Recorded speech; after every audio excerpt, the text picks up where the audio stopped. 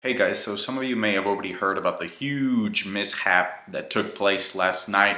It's probably going to cost HBO millions upon millions of dollars. I don't know how HBO is going to be handling this. I'll probably need to do an update video soon, so make sure to subscribe if you haven't already. But for the purposes of this video, I'm just going to be talking about episode 1. So I hope you enjoyed the review. For the most part, I think I got everything that I was expecting to get out of this episode. There were a few surprises. The Khaleesi fried chicken that the dragons were trying to cook up was kind of unexpected. It kind of got me thinking of like, what was she expecting? Like, after all this time of being locked up in a dungeon, I mean, was she expecting the dragons to just start licking her face? I feel like she needs to come up with like a language so that she can communicate with like dragon tongue. You know, like parcel tongue?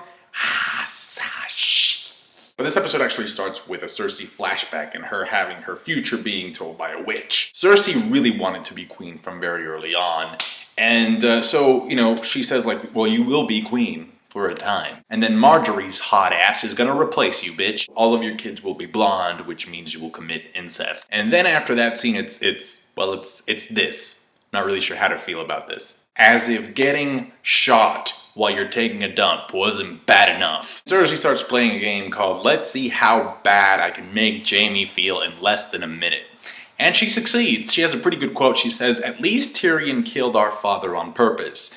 You stupid, killed him on accident." She's totally wacko, of course, but she's an expert manipulator and making people feel like shit, especially people that you know care about you, is a pretty good way to sort of force them into doing what you want them to do. That brings me to Tyrion and Varys, who arrive at Pentos. Tyrion actually has some of, if not the best lines of the entire episode. "Do you know what it's like to stuff your shit through one of those air holes? Can I drink myself to death on the road to Marine?" So because of the psychological effects of killing Shay and killing Tywin, Tyrion has unlocked a new character mode, and that mode is known as fucking alcoholic. The reason they arrived in Pentos in the first place is because Varys has a pretty good friendship with Illyrio. The character of Illyrio is in season 1, in case you've forgotten, because there's so many characters in the show. And this is where Varys starts spilling the beans. It's really well crafted. Like anything with Varys and Tyrion in it, you know it's going to be, the dialogue is going to be quality. Also, Littlefinger is just a great in terms of dialogue as well. But the conversation in terms of like him telling, okay, I want you to back up Daenerys. Tyrion, he has the experience, plus he's a compassionate person. Maybe we've just been stuck playing this shitty game for power for so long that we have forgotten what hope actually looks like. And the two official candidates that we have in Westeros right now, they don't fit the bill because according to Varys, Tommen isn't strong enough and Stannis isn't gentle enough. So he wants to back Daenerys, but Daenerys right now has her own problems. Sons of the Harpy. I felt so bad for the Unsullied, like, they can't even have sex, so the prostitute is just singing him a lullaby.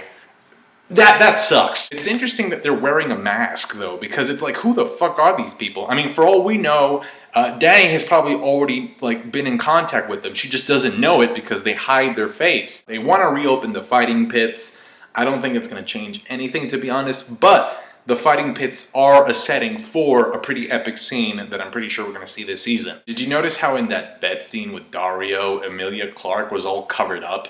Just like, oh, don't peek, don't peek. There we go, now I can act. What happened there? Like, you were okay with showing your boobs in some of the other previous seasons. What happened to your values? There's a bunch of like little mini segments from other characters. Like there's this pretty explicit gay scene with Loras and his boyfriend or whatever. Then Marjorie walks in. There's also a little clip with Sansa and Littlefinger. And basically the point of that scene is Robin sucks ass. At one point they're in a carriage and Littlefinger had said that they were heading towards the Fingers. But then Sansa realizes that they're going west and the Fingers are east. So yeah.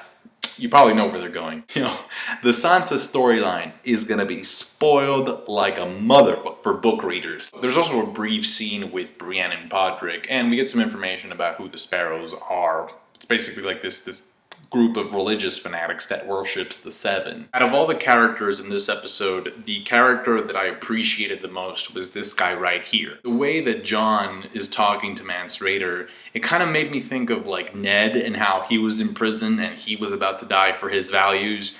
But at the end, he actually said, like, okay, like, I'm guilty of something I didn't do because he wanted to save Arya and Sansa. And in this case, Mance Rayder doesn't give in. He's like, no, I'm gonna die. The only thing I've ever wanted was to have the freedom to make my own mistakes. Like all the wars we've fought in the past, like the founding fathers, like most ideologies are based on that premise. So I really respect Mance for having the balls to actually die for what he believes in. And I've said this before, but the wildlings issue, them wanting to cross over, you know, just over the wall to stay in Westeros, that issue is about immigration.